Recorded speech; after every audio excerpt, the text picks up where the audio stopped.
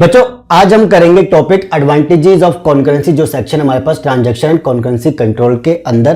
तो concurrency somewhere हम छोटा मोटा इसको डिस्कस कर चुके अपनी वीडियो में, बट एक बार इसको थोड़ा सा अच्छे से डिस्कस कर लेते, देन इसके जो एडवांटेजेस है उसको देखेंगे। तो कॉन्करेंसी का जो दूसरा मीनिंग होता है जिसे हम कहते हैं पैरेलल में, या जिसे हम कहते हैं साइमल्टेनियसली, जिसका मतलब ये हुआ कि साइमल्टेनियसली हम जब क्या कहते हैं, मतलब कि एक साथ हम साइमल्टेनियसली दो काम कर रहे हैं, तीन काम कर रहे हैं, या पैरेलल में तुम ये भी कर लो या ये भी कर लो साथ साथ में। तो कॉन्करेंसी यहां पे क्या कहती है कि मैं एक बार में एक ट्रांजैक्शन का पूरा ना करके मैं क्या करूंगा, उसे कॉन्करेंट वे में या कॉन्करेंसी के वे में उसे एग्जीक्यूट करूंगा, कि एक साथ मैं कई ट्रांजैक्शन को एग्जीक्यूट कर सकता हूं एक ही बार में। ठीक है, जिसे हम, ये किसका अपोजिट होता है, सीरियल का। सीरियल का जैसे भी हम मीनिंग देखेंगे यहां पे, पहले कॉन्करेंसी को समझते हैं एक बार। देखो जैसे ट्रांजैक्शन T1 है, T2 है, T3 है। ओके, तो ट्रांजैक्शन T1 के अंदर कुछ रीड ऑपरेशन मान लो, फिर राइट फिर रीड। ऐसे ट्रांजैक्शन 2 के अंदर रीड ऑपरेशन है, फिर रीड है, फिर रीड है, फिर राइट है।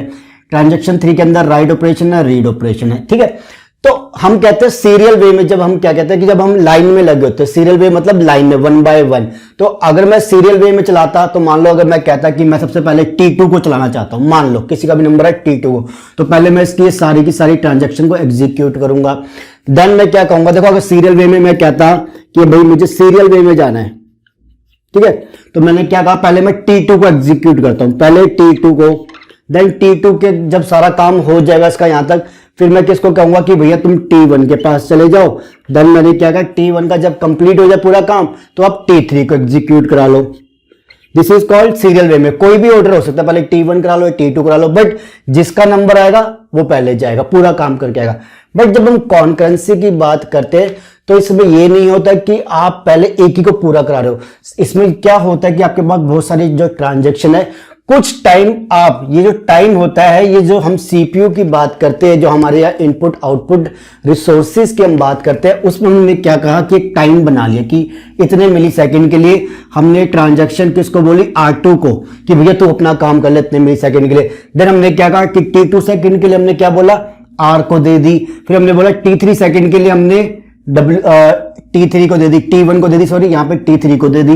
देन ऐसे करके फिर हमने T2 को दे दी, भैया तुम अपना काम कर लो, भैया वो कुछ किसी चीज में बिजी है। तो ऐसे करके हम क्या कर रहे हैं, साइमल्टेनियसली कुछ पोर्शन कभी इसका, कुछ पोर्शन कभी इसका, कुछ पोर्शन कभी इसका एग्जीक्यूट करा रहे हैं, जिसको हम क्या कहते हैं, स्विच कर रहे हैं हम।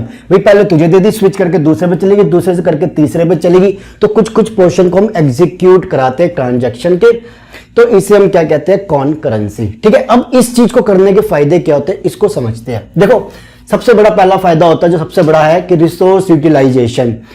If one transaction is busy in using CPU, then other can use input output devices. अब इसमें क्या हुआ कि कोई ट्रांजैक्शन चल रही है जिसमें उसको सीपीयू की प्रोसेसिंग की जरूरत है, बट अगर कोई दूसरी ट्रांजैक्शन है जिसे इनपुट आउटपुट रिसोर्सेज की जरूरत है, तो हम क्यों उसको वेट करवाए कि भैया नहीं, जो सीपीयू कर रहा है पहले उसको एग्जीक्यूट होने दो, फिर हम दूसरे को देंगे। नहीं, ऐसा नहीं। वो कहता है कि जब दूसरे को सीपीयू की जरूरत ही नहीं है, उसको तो इनपुट आउटपुट प्रिंटर या कोई मेमोरी या किसी चीज या डिस्क की जरूरत हो, भैया तुम वहां जाके उसको काम कर लो, हम उसे क्यों वेट करवाएं।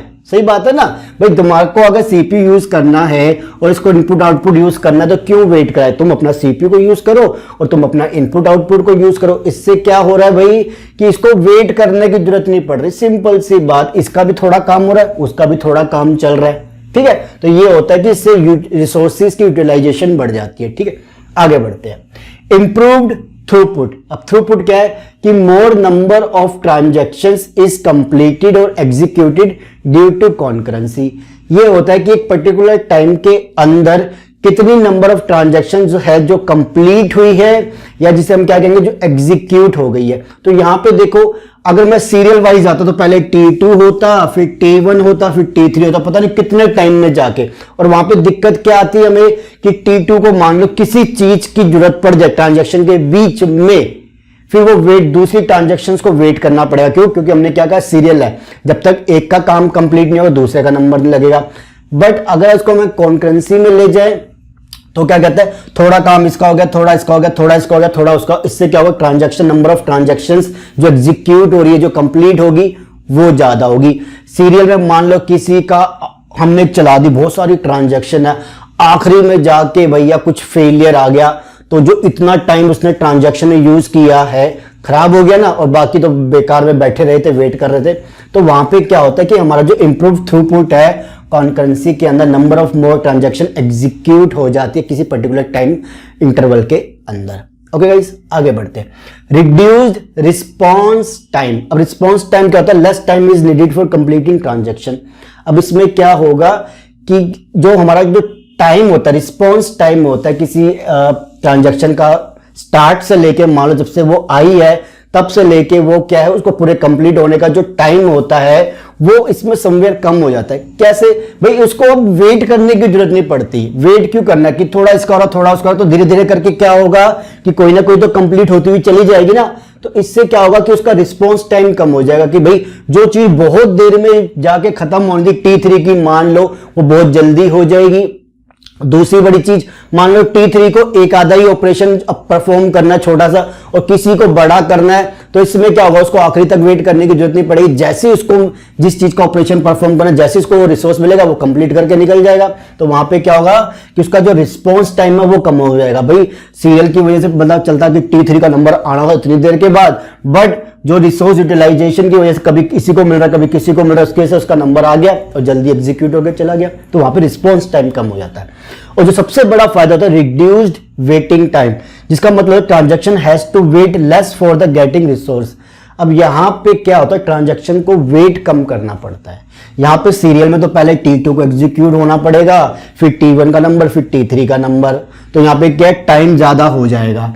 बट यहां पे क्या टाइम वेटिंग का टाइम कम लगता है कि जब वो सीपीयू में या मेमोरी में जहां पे भी वो रिक्वेस्ट आती है कि भाई हमें इस ट्रांजैक्शन को परफॉर्म कराना, वहां से लेके जब वेटिंग टाइम का मतलब है जब पहली बार उसको कोई रिसोर्स मिला वो टाइम, ठीक है, वो टाइम कम हो जाता है। क्योंकि कभी इसको मिल गया रिसोर्स, कभी इसको मिल गया, कभी इसको मिल गया, कभी इसको मिल गया, कभी इसको मिल गया, ऐसे क्या वो स्विच हो रहे हैं रिसोर्सेज, इनपुट आउटपुट, और पैरेलल में रिसोर्सेज स्विच हो रहे हैं। किसी को सीपीयू चाहिए तो वो सीपीयू वाला काम कर रहा है, इतने में इनपुट आउटपुट वाला खाली, किसी को इनपुट वाला चाहिए तो वो इनपुट वाला ले लेगा, ठीक है ना डिवाइस। तो इससे क्या होगा, रिसोर्सेज क्या हो रहे हैं, यूटिलाइज हो रहे हैं, जिसकी वजह से क्या हो रहा है, जिसको अगर कोई रिसोर्स मान लो आखिरी में चाहिए होता, अगर मैं ट्रांजैक्शन 2 चला रहा, उसको सीपीयू भी चाहिए था, इसको इनपुट आउटपुट डिवाइसेस भी चाहिए था, बट इनपुट आउटपुट डिवाइसेस बहुत आखिरी में चाहिए था, तो भैया पहले तो अपना सीपीयू वाला काम करा लिया।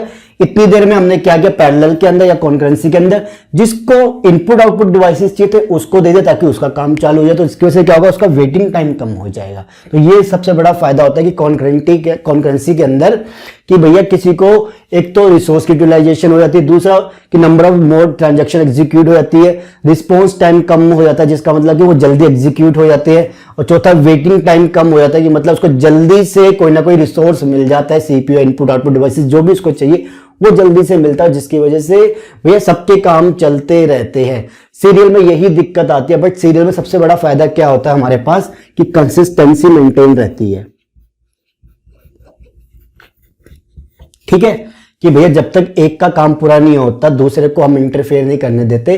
तो इससे क्या कंसिस्टेंसी मेंटेन रहती है, जो पहली स्टेट में होता है और जो आखिरी में होना चाहिए अपने लॉजिकली कंप्लीट होने की वजह से कोडिंग की, वो सही आती है। बट कॉन्करेंसी के अंदर इन चीजों की दिक्कत आती है। ये चीजें फायदे तो दे रही है बट साथ साथ कुछ नुकसान भी दे रही है हमें, वो देखेंगे अगली वीडियो में कि भैया फूल के साथ जो कांटे मिल रहे हैं वो क्या है और कितने कांटे कैसे किधर जाके चुभेंगे हमें इस ट्रांजैक्शन को, वो देखेंगे अगली वीडियो में, ठीक है भाई। तो वीडियो अच्छी लगी तो लाइक एंड शेयर कर लेना, चैनल को सब्सक्राइब कर लेना, प्लेलिस्ट को फॉलो करना मत भूलिएगा। सारी वीडियोस लाइन वाइज है, सीक्वेंस वाइज है। अगर इन केस मैं सीक्वेंस वाइज कोई वीडियो अरेंज करना भूल गया हूं तो कमेंट कर देना किसी वीडियो में ताकि मैं उसको जाके अरेंज कर दूं, ठीक है। Thank you and take care.